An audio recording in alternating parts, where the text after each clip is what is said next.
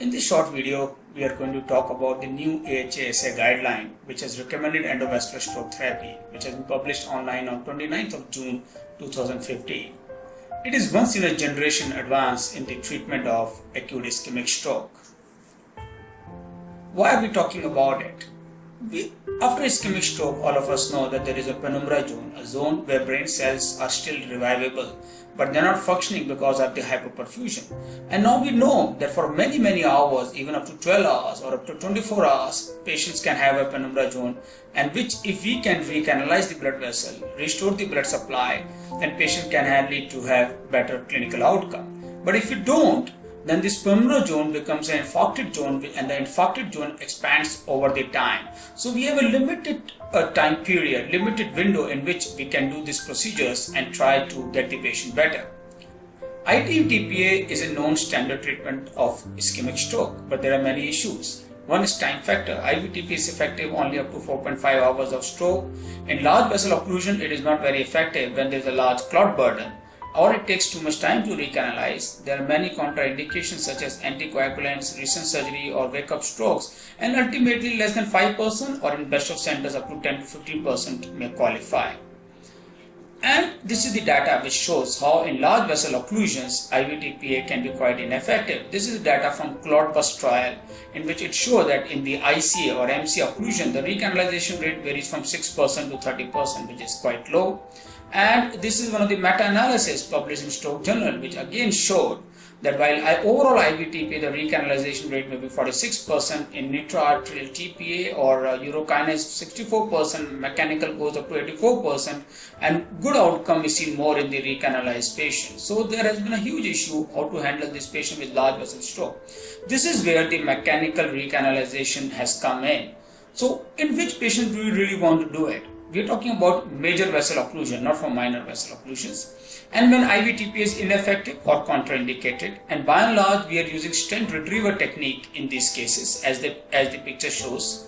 And by some technique we try to document that there is a major vessel occlusion and there is a penumbra present to intervene in these patients. And this is the new AHA-SA guideline, which has recommended endovascular stroke therapy, and which has been published online in Stroke in June 29, which is the update of the 2013 guidelines for early management of patients with acute ischemic stroke.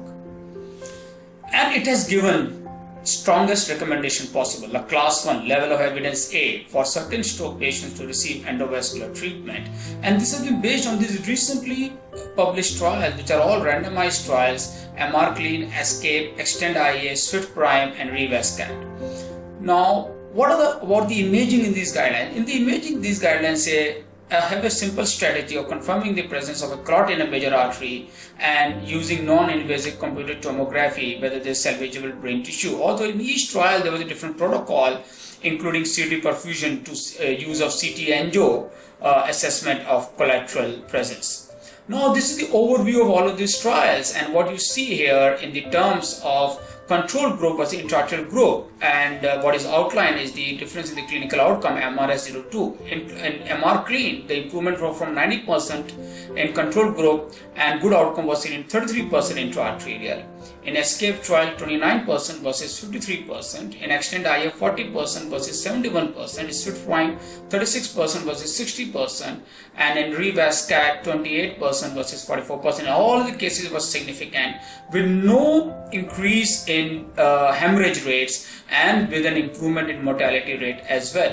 And this is a more pictorial presence showing the black showing the recanalization rate, and in the darker gray the MRS02 outcome in the intra-arterial group, and the lighter shade the MRS02 outcome in the control group. And in all these trials you say there was slight variation in the achievement of the recanalization, but all the trials show significant improvement or significant better outcomes in the intra-arterial group versus the IVTPA group. And the below line shows the time at which they started the procedure, and that also varied within trial, and the best timing were achieved in the ESCAPE trial. So what do the guidelines really say? Now, guidelines say that the patient should receive endovascular therapy with a stent retriever if they meet all of the following criteria. If the pre-stroke MRS scale was 0 to 1, and patient received TPA within 4 to 4.5 hours of onset, patient have an occlusion of M1 or MCA or of internal carotid artery. Although they have also recommended that in selected cases of M2 occlusion, vertebral basilar artery PC occlusions, one can do it. Age is 18 years or older with the NHS score of 6 or greater, with the aspect score of 6 or greater, and treatment that can be initiated the groin puncture within 6 hours of symptom onset. What are the bottom line messages? But these results, number one is, it's clear that we have to get this patient fast to a stroke center and TPA should be given. But within this group, the patient which can fit in within the endovascular therapy should be considered for intervention, and they should be taken to a comprehensive stroke center where endovascular treatment can be done. And therefore, it is a very necessity that we have to develop hub and spoke model for acute ischemic stroke so that TPA can be given at peripheral centers and the patients can be quickly taken to major centers for intra-arterial treatment.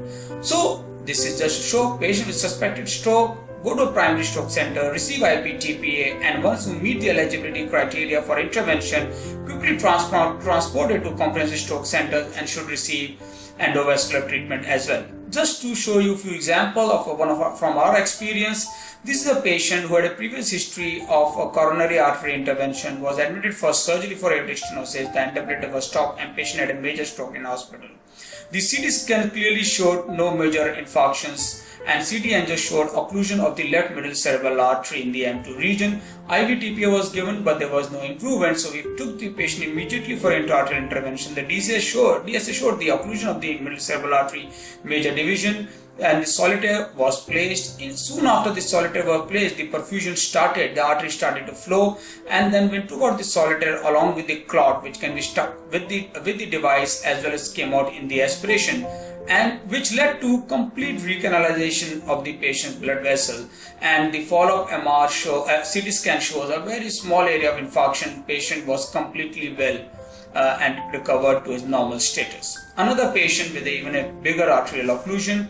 This is a patient who presented with severe hemiplegia with 0/5 power on the left side.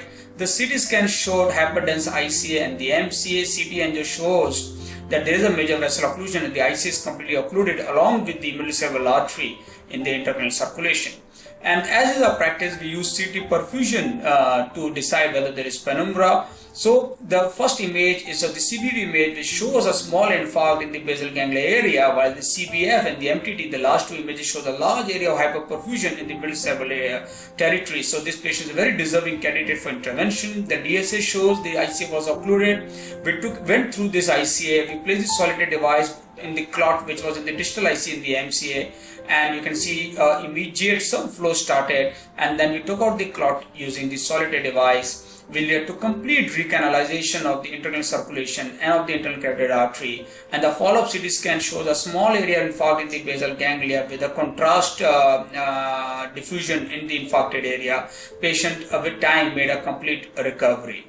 So we just want to emphasize in the end that truly, this has been like a holy grail of neurointervention to prove and to have acquired the knowledge how to benefit a patient with acute ischemic stroke, and we are the lucky generation where we achieved that. But the bigger challenge remains now to establish this stroke intervention program all over the country. Thank you.